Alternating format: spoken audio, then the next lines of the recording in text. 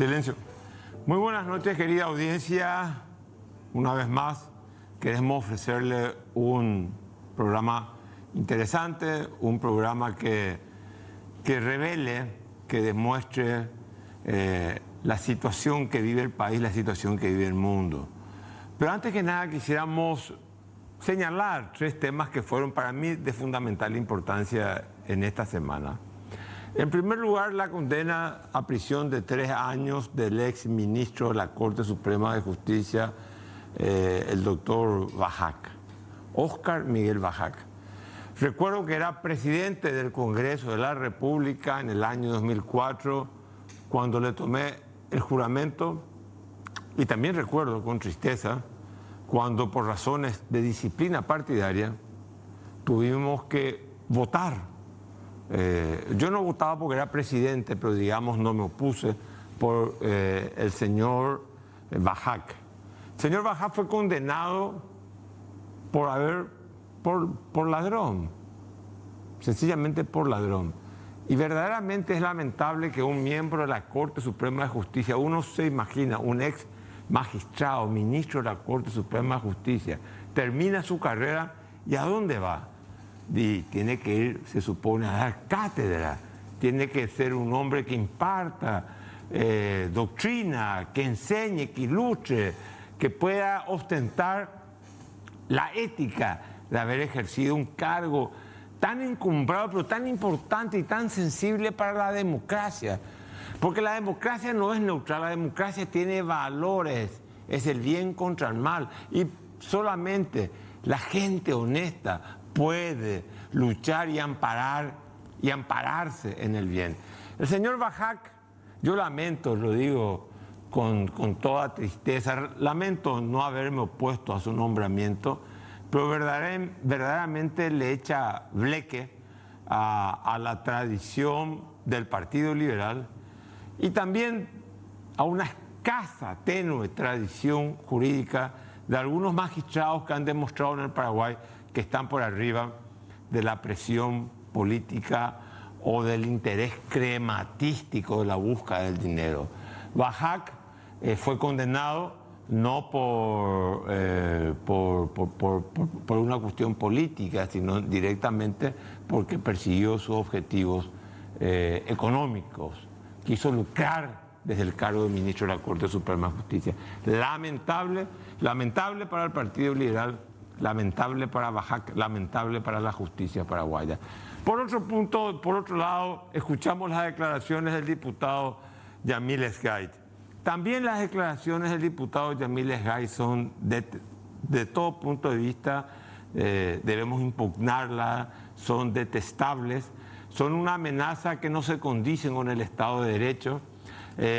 Obviamente la facultad del juicio político es una facultad reconocida en la Constitución de la República a ambas cámaras, la acusadora, la Cámara de Diputados, la juzgadora, la Cámara de Senadores. Pero lo más depravado de todo esto es que el diputado Esgait amenaza con el uso del juicio político y le dice al fiscal general del Estado, que hasta el momento no hemos conocido ningún tipo de actitud que incordie el derecho o la verdad por parte del fiscal general del Estado, le está diciendo, ¿sabes qué? Nosotros tenemos el poder de removerte cuando nosotros queremos. Lo está amenazando al hombre que tiene la obligación de acusar en nombre de toda la sociedad paraguaya.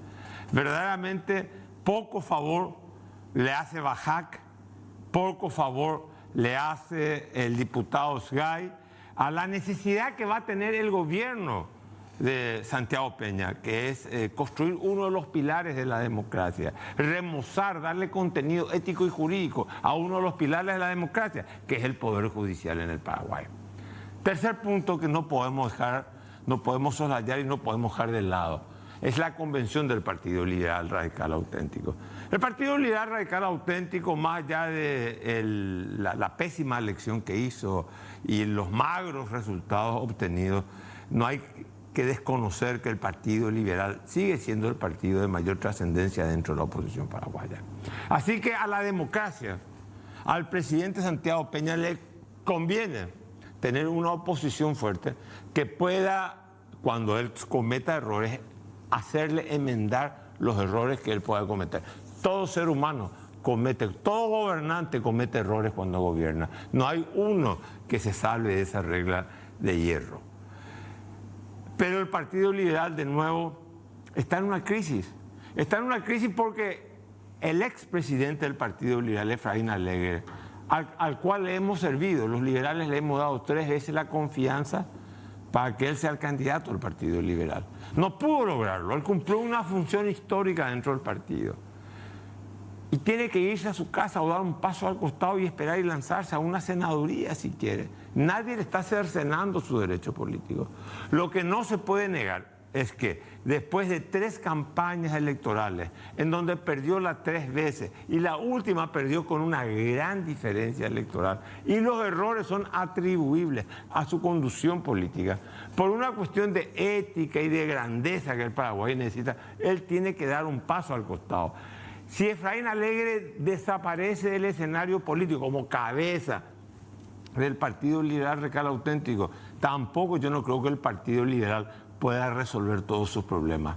Pero creo que el partido y la oposición paraguaya, la gente, la sociedad paraguaya, está esperando no solamente gestos, actitudes firmes de sus dirigentes. Si la oposición quiere capturar el voto, quiere captar la intención de voto de los paraguayos en las municipales y luego en las nacionales del 2028, hay que entender que la conducta es juzgada por el pueblo.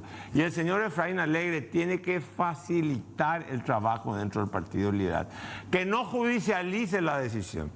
Porque si judicializa la decisión, lo que vamos a estar haciendo es vamos a estar repitiendo la historia de 1970, cuando eran los jueces colorados, aquellos que dirimían cuál sector del Partido Liberal tenía la representación histórica del partido.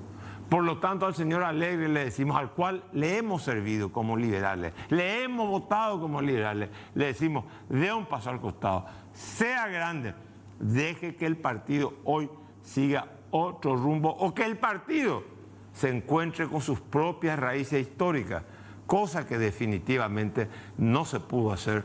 Por eso estos resultados electorales que verdaderamente a los liberales nos ofuscan, nos ponen nerviosos y también nos producen mucha tristeza, y creo que son en perjuicio de la estabilidad democrática del Paraguay tener un partido liberal vilipendiado y un partido liberal derrotado de esta manera. Enseguida estamos con el futuro canciller de la República, Rubén Ramírez Lescano.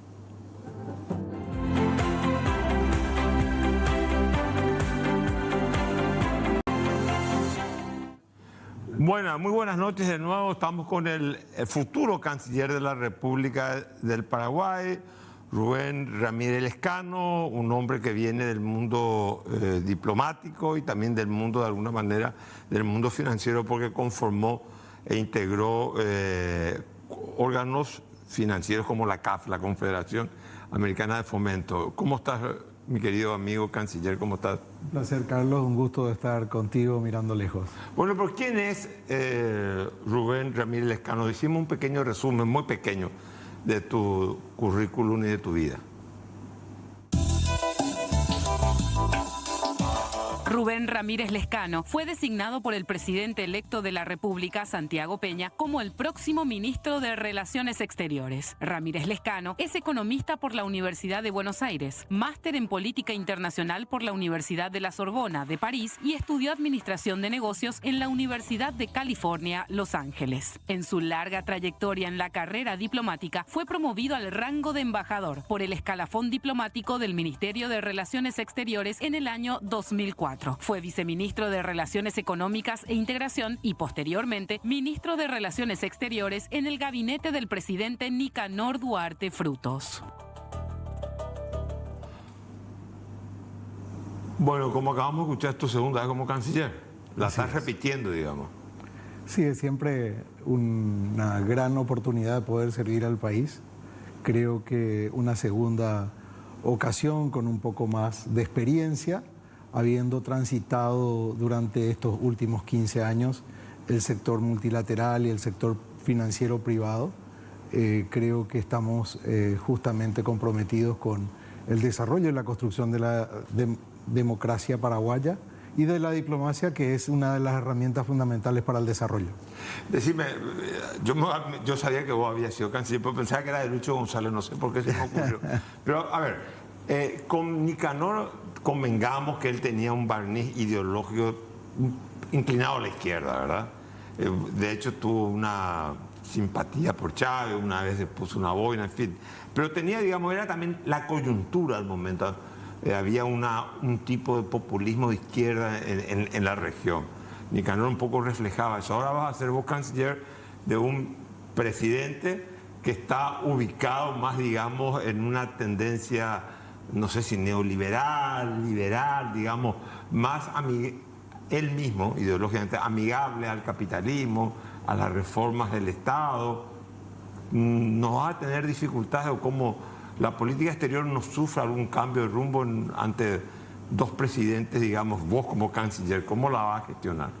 De ninguna manera. La política exterior paraguaya jamás ha sido ideologizada. El presidente electo Santiago Peña siempre dice que ni a la izquierda ni a la derecha vamos para adelante. Paraguay es un país que tiene una gran oportunidad en esta coyuntura global tan desafiante. Tenemos los resultados del COVID-19 que impactó fiscal, social, moralmente a la sociedad del planeta, con muchas tensiones sociales, con grandes tensiones geopolíticas de las potencias principales, con una inestabilidad financiera, con las tasas subiendo, las tasas de interés subiendo, con un gran desafío del sistema alimentario global, con un gran desafío que impone la inflación sobre la situación económica y con un gran desafío desde la perspectiva del medio ambiente y el cambio climático.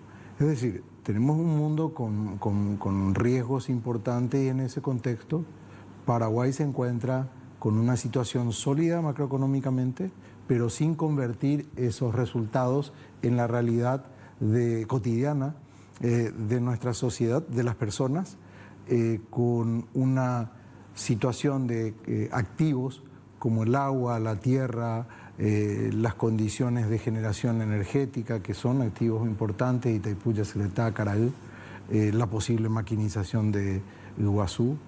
Es decir, el potencial de nuestro país es enorme y con un bono demográfico que constituye un desafío al mismo tiempo porque tenemos que poner mucho empeño en educación. Ahora bien, en los últimos tiempos hemos visto unas intervenciones del embajador americano, que a mí, bueno, mi posición fue muy clara en el primer momento, a mí me parecían muy groseras, ¿verdad? Más allá del contenido, la intervención del embajador americano, aparte ya en territorio americano, pues era la embajada americana. Y había una suerte de indolencia por parte del gobierno de Mario Abdo Benítez. No se trata de defender un concepto de la soberanía absoluta, se trata de que a nosotros nos tienen que tratar con un mínimo grado de dignidad, es lo que yo creo, ¿verdad? No sé, ¿cómo va a ser ahora en este nuevo gobierno? Nosotros planteamos una relación de respeto mutuo, creemos que existen todas las condiciones para ampliar, profundizar y mejorar las relaciones entre Paraguay y los Estados Unidos de América, administrar esas relaciones en el marco del derecho internacional, sobre la Convención de Viena, sobre relaciones diplomáticas, sobre relaciones consulares, y al mismo tiempo promover aquellos aspectos que de cooperación necesitamos. Necesitamos cooperación en materia de seguridad ciudadana, de seguridad transfronteriza, necesitamos cooperación para el fortalecimiento de nuestras instituciones, para la lucha contra el flagelo del tráfico de drogas y estupefacientes, en el combate al lavado de activos y por lo tanto al mismo tiempo precisamos una agenda positiva, construir comercio, inversiones, el hecho de que haya un empeño en lograr el acceso de la carne paraguaya al mercado norteamericano no representa un mercado importante porque es una parte de cuota. Sí representa, sí, el sello de calidad y el reconocimiento de la carne paraguaya que como aconteció hace muchos años cuando yo era canciller de Europa, nos da la cuota Hilton, que eleva sustantivamente el precio de la carne paraguaya en el mercado internacional. Ahora bien, creemos que sí hay un aspecto muy importante de desarrollo de ese comercio y de las inversiones con Estados Unidos, y ahí va a estar nuestro énfasis. Ahora bien, escuché de muchos voceros importantes del Partido Colorado, hasta el mismo todavía presidente en expectativa, presidente electo Santiago Peña, que hubo una suerte de intervención, fue evaluado por el Partido Colorado, por muchos dirigentes colorados, fue evaluada la participación del embajador americano declarando persona corrupta, significativamente corrupta, al presidente de la ANR, ¿verdad?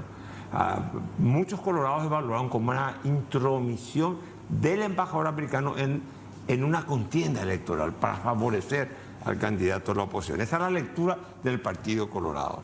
La pregunta que yo te quiero hacer es la siguiente. ¿Ustedes van a pedir que este embajador sea removido o este embajador se quede acá hasta que termine el mandato y el gobierno americano lo retire? ¿Va a haber alguna gestión al respecto?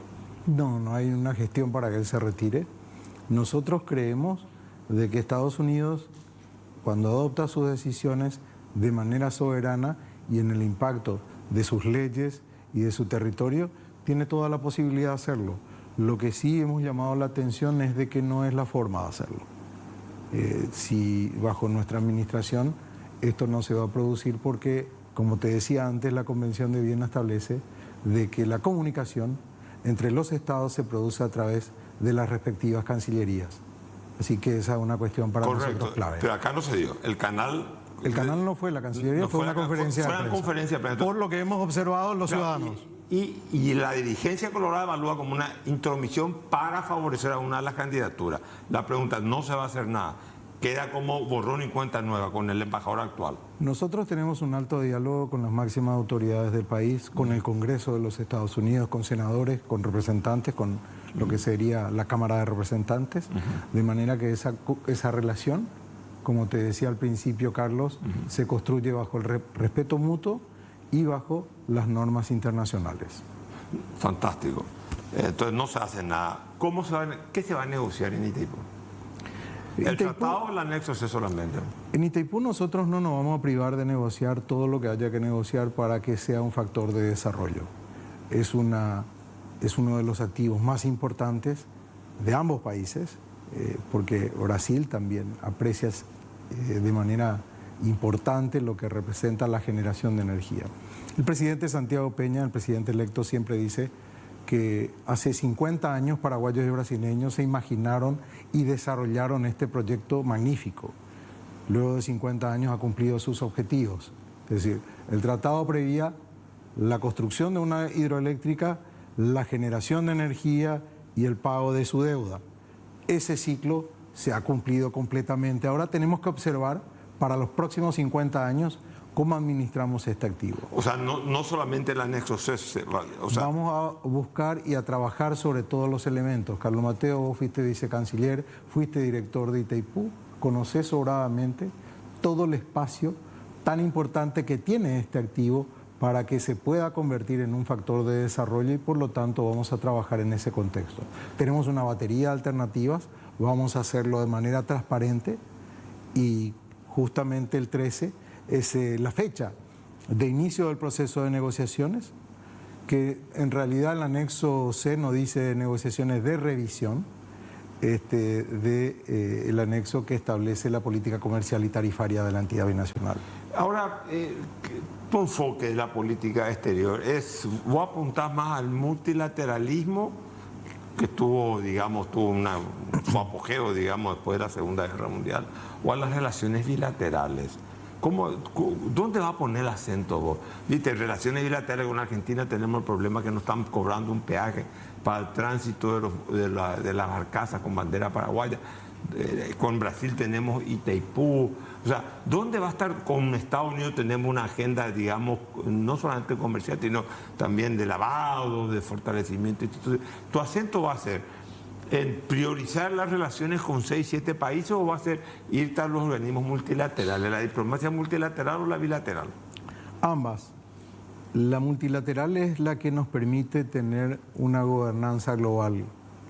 Nosotros necesitamos que los organismos multilaterales sean sólidos, sean fuertes, porque si no impera la ley de la selva. El incumplimiento de tratados internacionales por parte de una nación no puede ser admitida, y ahí el sistema multilateral es un mecanismo de defensa para un país con las condiciones de Paraguay. Es un mecanismo de arbitrio de las diferencias que podamos tener entre las naciones en el entendimiento del cumplimiento de los instrumentos internacionales. Ahí apostamos a los mecanismos regionales, Mercosur, vamos a participar de UNASUR si es que esto evoluciona y prospera con la aceptación de todos los países. ¿Lula habló de UNASUR de nuevo? Lula habló de UNASUR de nuevo, propone eso en la agenda, vamos a discutirlo entre los países. Te pregunto, UNASUR, el objetivo es liderazgo brasileño en el sur, pero México fuera, ¿en ese esquema o en otro esquema? UNASUR. Nosotros estamos abiertos al esquema que podamos construir juntos. Carlos Mateo, nosotros señalábamos todos los activos que tenemos. Agua, energía, tierra, talento y capital humano importantísimo, con bonos demográficos. Apostamos justamente a que tenemos que administrar esos activos de manera conjunta. Por ejemplo, vos mencionabas el tema de la hidrovía. Es un activo de 3.200 kilómetros de ríos navegables. Somos anfitriones de la mayor reserva de agua potable en el mundo, con el acuífero Guaraní, los ríos, el sistema fluvial. Y tenemos que ponernos de acuerdo entre los 5 para administrar eficientemente. El potencial de transporte de carga de esta hidrovía está solamente expresado en un 30% de la utilización actual, y esa es una ecuación que hay que resolverla.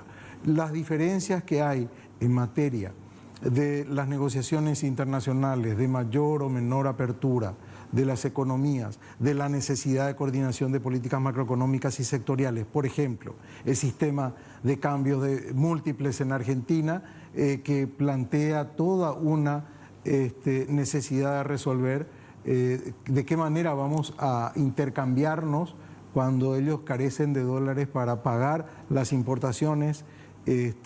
Son cuestiones que tenemos que resolverla de una manera innovadora, diferente, y por lo tanto apostamos a un Mercosur mucho más dinámico. Necesitamos urgentemente resolverlas. ¿Un Mercosur amurallado con impuestos altos o un Mercosur más abierto, como plantea el presidente Lacalle Pou, que habla hasta de negociar él bilateralmente con China continental? ¿Cuál va a ser el diseño del Mercosur para Paraguay? El diseño del Mercosur es un Mercosur abierto pero unidos. Es decir, pues imagínate que... O sea, impugnamos nosotros, cuestionamos, interpelamos que Uruguay negocie solo con China continental. Absolutamente. Yo creo que en el Mercosur tenemos que construirlo juntos. Nosotros individualmente no representamos ni el 0.08% del PIB global. Considerando esto, ¿cuál es la capacidad, incluido Brasil? ¿Cuál es la capacidad, que es una de las principales economías, pero nuestro aporte al PIB global no es tan sustantivo? Entonces, son cuestiones que tenemos que verla de manera conjunta, resolverla de manera conjunta. Tenemos que estar juntos para poder negociar con mayor fortaleza frente a terceros países, pero con una economía mucho más abierta para permitirnos también de que el Mercosur se integre a través de las cadenas productivas, a través de los mecanismos que nos permitan un comercio más dinámico, un comercio fronterizo fuerte, sólido, que constituya al Mercosur como una plataforma de inserción global. Somos la región que menos intercambio comercial tiene, pero que sin embargo para Paraguay significa el principal destino de las exportaciones con valor agregado. Lo de Taiwán está definido, lo hacemos porque es una relación bilateral consolidada en el tiempo. ¿Y qué se hace con esta presión interna que hay de algunos sectores económicos que dicen no, queremos el acceso directo al mercado chino continental? Paraguay ha ratificado y es invariable bajo el gobierno próximo del presidente Santiago Peña de que va a ser nuestras relaciones con Taiwán fortalecidas. No solamente por una cuestión de historia, sino que también por una cuestión de valores y principios que son compartidos con Taiwán. El gobierno del presidente electo Santiago Peña, de ninguna manera, te lo he dicho, está ideologizada. Estamos dispuestos a hablar con China continental sin condiciones, a establecer relaciones diplomáticas, consulares o comerciales en la magnitud que ellos consideren pertinente para iniciar una relación en donde es absolutamente desequilibrada, Carlos. Nosotros importamos más de 5.000 millones de dólares por año, es el principal proveedor de la economía paraguaya y exportamos menos de 70 millones de dólares a ese mercado. El reclamo que hace el sector de la carne principalmente lo estamos atendiendo y con la prudencia de que si se establecieran relaciones comerciales, diplomáticas o consulares con China, no queremos tener una dependencia absoluta de ellos. Y ese es el riesgo que corre, por ejemplo, Uruguay. Si China le cortase cualquier operación comercial de una manera continua en el tiempo, el sufrimiento que va a tener un país con poca diversificación de mercados es grave. Eso no queremos que suceda con Paraguay y estamos trabajando en la diversificación de mercados como proyección de la política comercial internacional del país y con las autoridades sanitarias para que estén preparadas para un gran esfuerzo para lograr las aprobaciones necesarias. En este periodo Paraguay aprobó en Canadá y está aprobando en Estados Unidos, que próximamente estimamos y esperamos que antes de fin de año sea aprobado el ingreso de nuestra carne a ese país. Yo creo que fue un acierto anunciar que se van a restablecer las relaciones con Venezuela. Creo que fue una equivocación haberlas roto. ¿Cómo va eso? Eso obviamente tiene que estar incluido ahí un acuerdo con PDVSA. Digamos que la petición de arbitraje empezó en el gobierno de Horacio Cartes. Hubiese sido más fácil pagar, reconocer la deuda y no ir a un arbitraje. Bueno, se decidió en aquel entonces ir, eso para mí fue un error. Pero ahora, ¿cómo van a resolver el problema de PDVSA? Estamos hablando de más de 300 millones de dólares que el Paraguay le debe a PDVSA, una deuda legítima y legalmente constituida. Yo fui parlamentario en esa época, voté en contra de aquel acuerdo, primero bajo el gobierno de Nicanor y después bajo el gobierno de Lugo. ¿Qué se está haciendo al respecto? Bueno, en primer lugar, estamos pendientes de la resolución de la diferencia que hay, el arbitraje en París. Al mismo tiempo... ¿No se va a hacer nada en paralelo para evitar el arbitraje y resolver el problema? Vamos a dialogar. Es decir, las primeras medidas que tenemos que tomar es la apertura de nuestra representación diplomática en Caracas, la designación de nuestros funcionarios, el diálogo que vamos a tener con la sociedad venezolana y también con el gobierno, como promotores de un proceso ordenado de democratización de Venezuela. Va a entrar próximamente en un proceso electoral importante.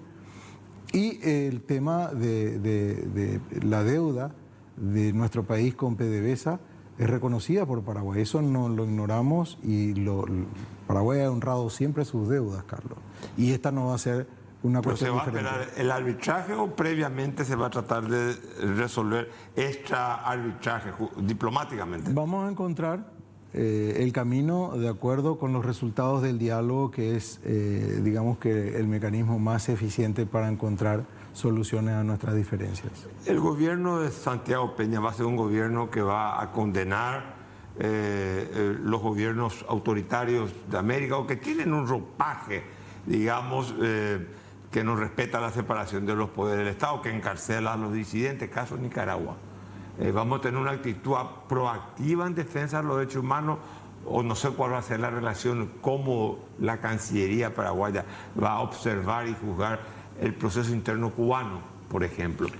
Ahí estamos actuando justamente en nuestra visión, en nuestra construcción de la política exterior, promoviendo el diálogo, promoviendo la democracia en estos países a través de los mecanismos existentes, a través del sistema de la Organización de Estados Americanos, a través del diálogo en CELAC y viendo de qué manera podemos contribuir a una democratización de estos países. Jamás ideologizado, Carlos. No quiero que se nos tilde de izquierda, de derecha, sino que nosotros siempre caminando para adelante en el desarrollo de nuestro país. Nuestro principal desafío es la lucha contra la pobreza, la generación de empleo es el antídoto más importante en esto.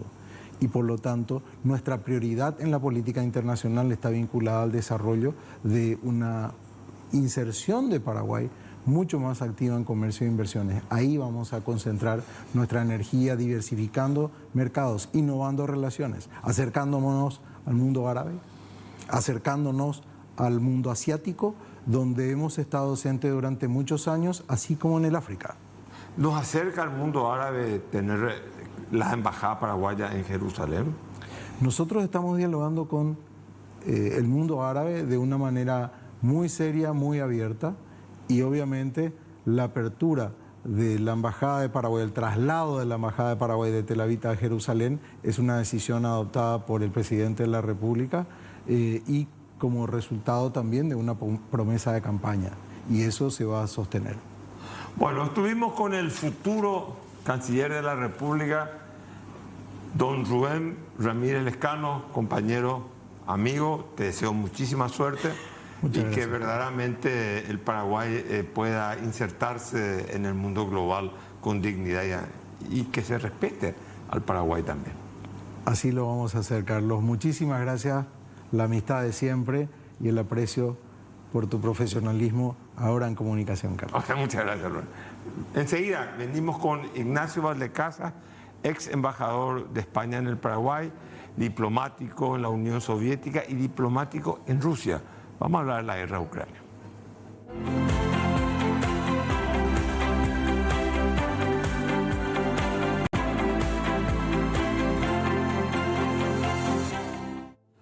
Bueno, seguimos con el programa. Hoy tenemos un invitado de lujo que vino de España. Obviamente no le pagamos el pasaje para estar con nosotros. Es un amante del Paraguay. Ejerce una suerte de cariño muy especial hacia el Paraguay. Fue embajador paraguayo en la segunda mitad de la década del 90. Embajador español en Paraguay, asignado al Paraguay. Luego fue embajador, por esto es el detalle, el elemento cualitativo que es importante. Él fue diplomático, estuvo en el Servicio Exterior Español en la Unión Soviética. Luego la Unión Soviética se desmembra, desaparece y queda el Estado ruso. Él también fue diplomático español en la Rusia de Medvedev y de Putin, digamos, de alguna manera. Y queríamos hablar con él del conflicto ucraniano. Y la primera pregunta está, don Ignacio, ¿es una invasión rusa?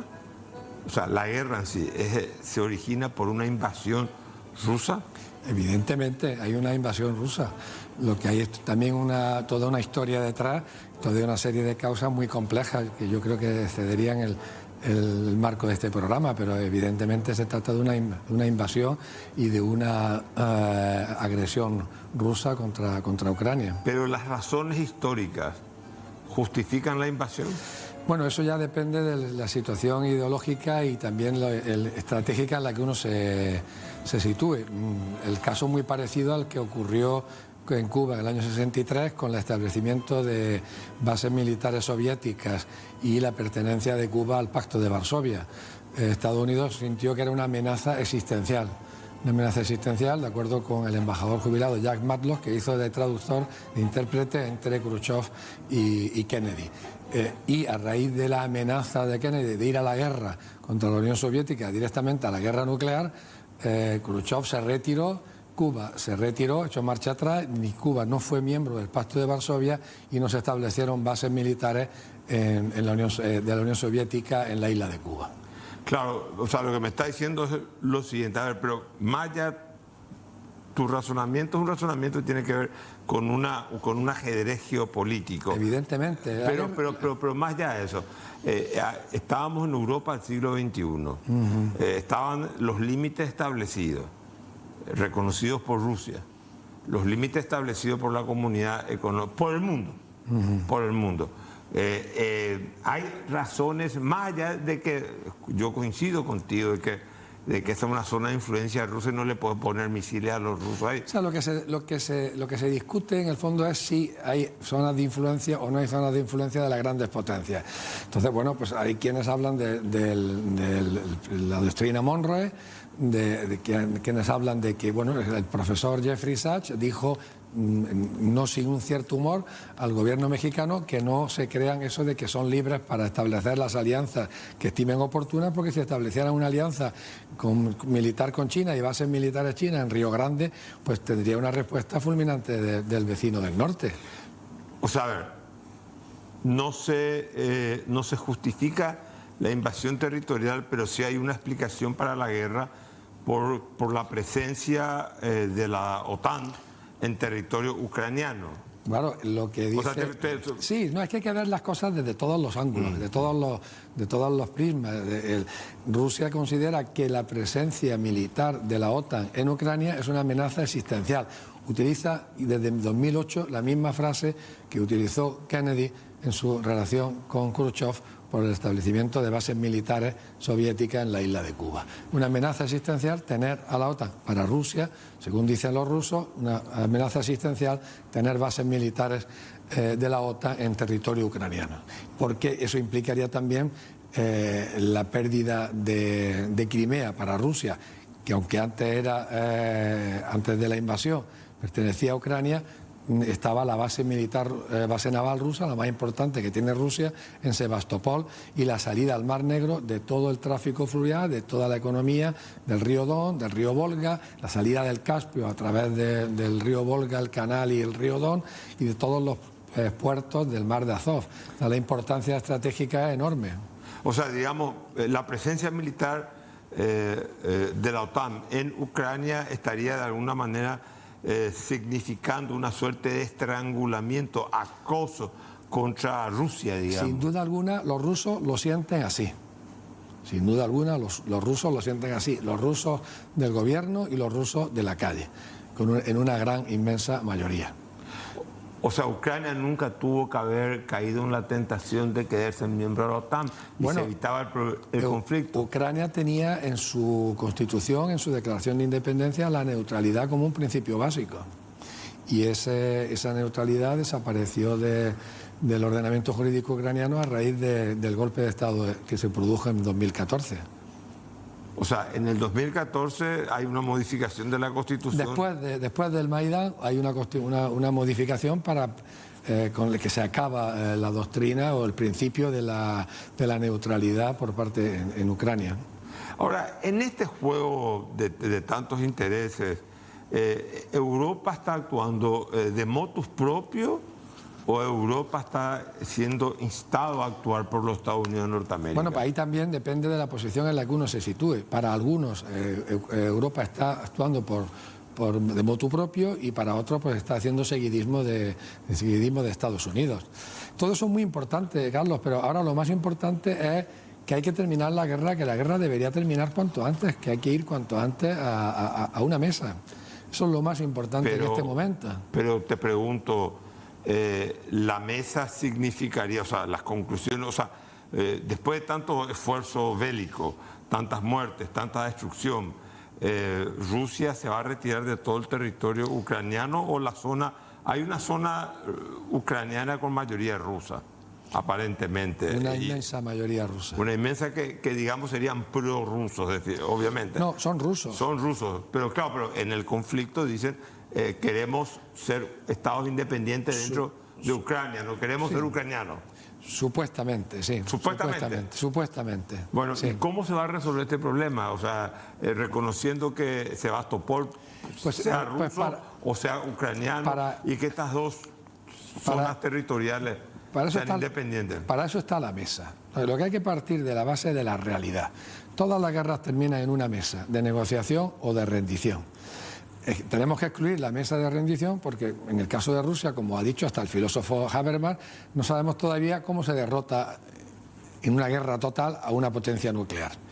Y tampoco se ve claramente una derrota total de Ucrania, puesto que va a tener todo el apoyo y tiene todo el apoyo de Estados Unidos y la OTAN detrás. Si excluimos la mesa de rendición, nos queda la mesa de negociación. Entonces hay que ir a la mesa de negociación. Yo veo imposible en este momento un tratado de paz, pero bien posible un armisticio similar al que se produjo en Corea, que no supone entrar en la mesa el acabar las hostilidades, porque en Corea hubo 500 días de negociación y 500 días de combate al mismo tiempo de la negociación hasta que se llegó a un acuerdo. Que la alternativa a la mesa de negociación es o bien mantener la guerra y mantener el conflicto, o bien que el conflicto se convierta en un conflicto congelado.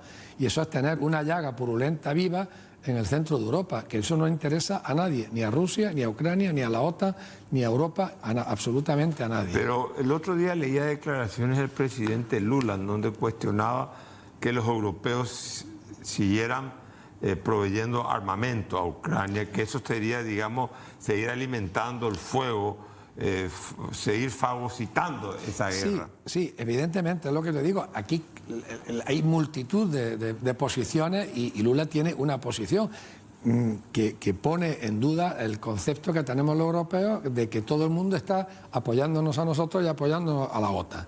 Y no es cierto. Cuando Lula visitó oficialmente en Madrid, pues hubo una gran sorpresa de que Lula dijo que él no tenía que entrar a decir si Crimea iba a ser rusa o ucraniana o si el Donbass iba a ser ruso o ucraniano, y que eso tenía que decidirse en una mesa de negociación. Después de haber dicho que todo el mundo apoyaba a la OTAN y todo el mundo apoyaba la posición de Ucrania y de la Unión Europea, pues eso resultó muy sorprendente. Pero para los que solo conocen la doctrina oficial y la línea oficial que marcan los medios de comunicación. O sea, digamos, tu posición interpela la posición oficial europea y la posición de los medios europeos. No, yo lo que creo que es que tenemos que conocer la posición oficial europea, los medios europeos y lo que también piensa el resto del mundo y lo que piensan los rusos. Yo creo que tenemos que conocer y lo que piensan los profesores académicos norteamericanos, diplomáticos, embajadores y militares jubilados que le dirigen cartas a Biden manteniendo una posición crítica. Es decir, existen ¿Te parece a vos que si Trump gana las próximas elecciones norteamericanas, el conflicto en Ucrania se acaba porque Occidente va a dejar de darle el apoyo, de proveerle la ayuda militar a Ucrania? Un analista puede hacer proyecciones, pero proyecciones con cierto límite, porque si no sería una bola de cristal, y si tuviéramos una bola de cristal yo no estaría a lo mejor dedicado a esto, sino dedicado a otras cosas. Es posible que con Trump el conflicto termine más pronto que tarde en una mesa de negociación. O sea, ¿te parece que la administración demócrata está acentuando, digamos, el conflicto? Eso creen algunos analistas muy serios como John Mearsheimer, Stephen Waltz, Jeffrey Sachs, que tienen una visión crítica de la postura de los gobiernos de los Estados miembros de la OTAN. Recién decías una frase de Jürgen Habermas con respecto a nunca se le venció a una potencia con armas nucleares. O sea, digamos... Una derrota total. Una derrota humillante.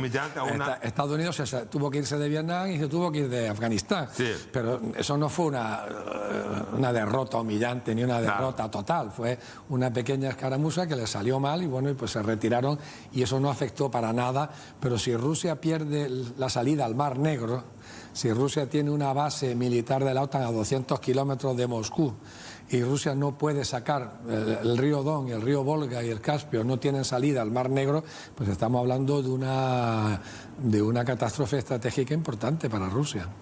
O sea, y no sabemos si, digamos, puede escalonar. Es que ese es el o sea, ir a una instancia nuclear. Es que ahí es donde yo quería ir. Porque si sabemos que el conflicto va a terminar en una mesa de negociación, ¿qué sentido tiene prolongarlo 4 o 5 años más? Cuando hay un riesgo de escalada, escalada múltiple. Por un lado, una escalada, porque la escalada no se controla, la guerra no se controla. En el año 1914 nadie quería ir a la guerra. Nadie quería, y todo el mundo fue a la guerra y escaló hasta llegar a proporciones imaginadas. La segunda peor. La segunda peor. Entonces, ¿qué sentido tiene si ya sabemos que va a terminar en una mesa de negociación y no en una mesa de rendición? ¿Qué sentido tiene prolongar el conflicto 4 o 5 años más? ¿Quiénes son los interesados en que este conflicto se mantenga? Pues la verdad es que... ¿Los europeos? ¿Los alemanes? Los europeos yo creo que no, porque son los que más los que están sufriendo. ¿Los americanos? Hombre, yo ¿Los españoles? No me siento capacitado para señalar con el dedo a los que se benefician. Obviamente, si sacas la lista de datos económicos, lo que se están beneficiando son las empresas armamentísticas y las empresas energéticas, lógicamente. Pero vuelvo a lo anterior. Si sabemos que va a terminar una mesa de negociación, ¿qué sentido tiene mantener un conflicto que pueda haber una escalada que nos lleve a un intercambio nuclear, una escalada en la que haya participación de otros países vecinos, como ha señalado en esta semana el coronel MacGregor en uno de sus últimos análisis, la posibilidad de que entren en conflicto otros miembros de la OTAN entrando con tropas en Ucrania? Que eso daría una dimensión al conflicto mucho más grave. O sea, hay países de la OTAN que estarían dispuestos a enviar tropas a Ucrania. Según el coronel MacGregor, hay algunos países que... ¿Qué países? Yo prefiero no... No, porque estamos en un país libre, en un mundo libre. No, pero prefiero los países vecinos de Ucrania, ¿no? Lógicamente tienen que ser países vecinos de Ucrania. Pero obviamente países inducidos por liderazgos mucho más poderosos, porque no creo que... o irían voluntariamente. No, por posiciones políticas propias. Por temor a la expansión soviética. Por temor a la expansión soviética. A la amenaza, rusa, la amenaza rusa. Por razones históricas. Ahora, ¿cómo compensó Rusia el boicot económico que se le hizo? O sea, porque aparentemente tendría que haber quebrado Rusia. Pero al parecer no están teniendo mucho efecto las sanciones contra Rusia. Por el momento, lo que no sabemos... si esas sanciones están previstas para que surtan efecto a corto, a medio o a largo plazo. Entonces, si ha sido a corto plazo, la respuesta es negativa. Si está siendo a medio plazo, parece que también va a ser negativa. No están teniendo efecto y a través de otras potencias está vendiendo los productos que vendía anteriormente. El mundo dejó de ser bipolar después de la caída del muro de Berlín. La Guerra Fría se acabó. Estados Unidos ejerció un liderazgo hegemónico por una década, ese liderazgo parece que caducó, el mundo es una suerte de poliarquía, muchos centros de poder y liderazgos regionales. ¿Esta guerra está acercando a Rusia con China? Y sin duda, y eso lo dijo Kissinger, no lo digo yo, lo dijo Kissinger, que uno de los errores estratégicos de esta guerra era empujar a Rusia en los brazos de China. Eso lo dijo Henry Kissinger. Y digamos, Rusia como un apoyo político y militar al liderazgo chino en este caso. Eventualmente, llegado el caso, claro. Eventualmente llegado el caso. Estuviste 2 veces como diplomático en la Unión Soviética y en Rusia. Estuve 3 veces, primero como estudiante de ruso, después como joven secretario y después como ministro, consejero y encargado de negocios. En Rusia. En Rusia, en la Federación. La primera parte de la Soviética. Sí, cuando fui de estudiante estaba de embajador Samaranch, que allí fue donde obtuvo su nombramiento como presidente del Comité Olímpico. Ahora bien, el liderazgo de Putin es un liderazgo autoritario. Algunos, la prensa occidental lo acusa de envenenar a los disidentes en Londres, de utilizar, digamos, métodos escabrosos para borrar del mapa su disidencia. ¿Eso es cierto? ¿Eso es mentira? Putin es un dirigente autoritario. Es un régimen bastante autoritario, con algunas libertades y derechos, pero no es un régimen totalitario. Hay que saber, también eso lo dice Habermas, y Putin no es un advenedizo que ha dado un salto en el vacío como pudo hacerlo Hitler. Putin es un funcionario que ha ido escalando todas las jerarquías, todos los peldaños del Estado hasta llegar a la presidencia de la República, y tiene el apoyo de una gran mayoría del pueblo ruso. Eso tampoco debemos ignorarlo. Tampoco debemos ignorarlo. El autócrata, no el totalitario, el autócrata Putin. Autócrata, yo diría el dirigente... Pero se lo acusa de matar disidentes, eso es falso. Bueno, yo en eso... ¿O eso es toda la morbosidad de la prensa? No lo sé, porque las historias de espías son historias muy complicadas. Y la historia del líder de la oposición, no se me ha ido el nombre, cae envenenado y Putin lo manda a Alemania a que se cure en avión privado. Entonces, claro, si tú quieres asesinar a alguien, O sea, el poder tanto poder concentra y tanta popularidad tiene que no necesita matar a un disidente, está diciendo. No, que si quiere matarlo, lo que no va a hacer es ponerlo en un avión y enviarlo a Alemania. ¿Putin es capaz de sentarse a dialogar con Ucrania para un acuerdo o se quiere sentar con los Estados Unidos y con Europa? Putin envió la columna militar no para invadir Ucrania, porque para invadir Ucrania tenía que haber enviado 1.750.000 soldados, lo mismo que Hitler envió 1,5 millones de soldados para invadir Polonia, mucho más pequeña que Ucrania. Putin quería forzar la negociación y quería forzar que Ucrania volviera a la neutralidad. Y hubo negociaciones que ya se nos ha olvidado en Estambul. Y según dice el profesor Mearsheimer en últimas intervenciones, producto de sus investigaciones, hubo una firma de un memorándum que no llegamos a conocer y que yo desde luego no conozco. Y que ese memorándum, Zelensky luego, al parecer, según dicen algunos analistas, se echó para atrás y... ¿Y por qué Zelensky? Porque también Putin decía que eran queriendo revivir los fantasmas de la Segunda Guerra Mundial, el nazismo del gobierno ucraniano. Zelensky es de origen hebreo, judío. Sí, o sea, sí. Es un hombre difícil para negociar con él. Zelensky tiene una sed de protagonismo, está muy presionado por un sentido nacional. Zelensky llegó a la presidencia sobre el programa de llegar a un acuerdo con Rusia en los acuerdos de Minsk y poner en práctica los acuerdos de Minsk. Luego la historia fue por otro lado. Zelensky aceptó ir a negociar a Estambul y se negoció en Estambul. Parece ser que con buena fe por ambas partes y parece ser que llegaron a algunos acuerdos que hubieran permitido quizás un armisticio, un alto el fuego. Pero yo no conozco... ¿Pero por qué fracasan de esas cosas? Si hay algo evidente, la guerra parece que está una suerte... O sea, Rusia juega con un riesgo calculado.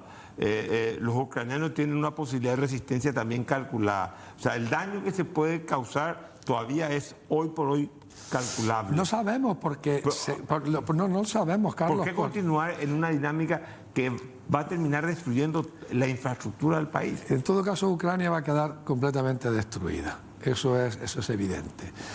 La dinámica de la guerra ahora es otra dinámica. Pero bueno, parece ser que hubo un principio de acuerdo y que luego pues Zelensky se echó para atrás. Dame el nombre y apellido. ¿Quién conspira contra el acuerdo?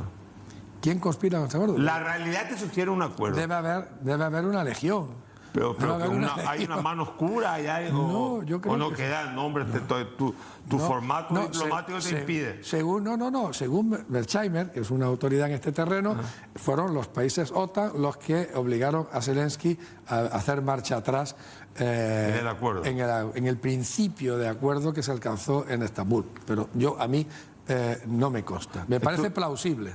Una noche más, como diría mi amigo Humberto Rubín. Ignacio, muchísimas gracias. Una noche más. Nos vemos el martes que viene.